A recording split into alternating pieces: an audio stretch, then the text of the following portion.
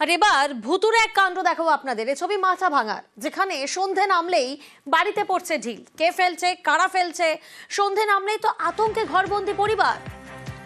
কারণ এখানে সন্ধেবেলায় কারা ঢিল ফেলছে, কেন ঢিল ফেলছে, আতঙ্কে রয়েছেন বিভিন্ন পরিবার। তারা মনে করছেন ভুতুরে কাণ্ড নাকি।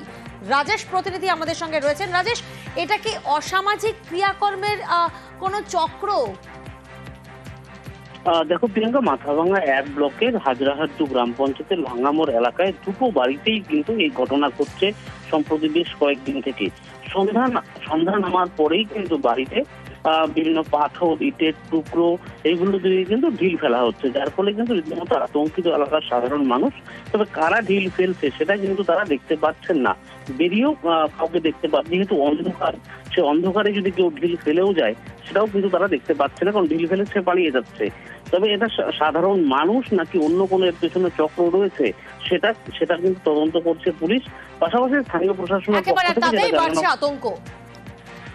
তাহলে ঘরে পিছনে পিছনে ঢিল মারছে, বাড়িতে আসে না। কালকে থাকে বাড়িতে বসে। আজ 7টা থাকে 1টা পর্যন্ত।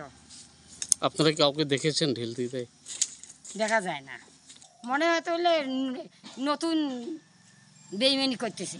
আপনাদের মধ্যে কি আতঙ্ক কাজ করছে? হ্যাঁ।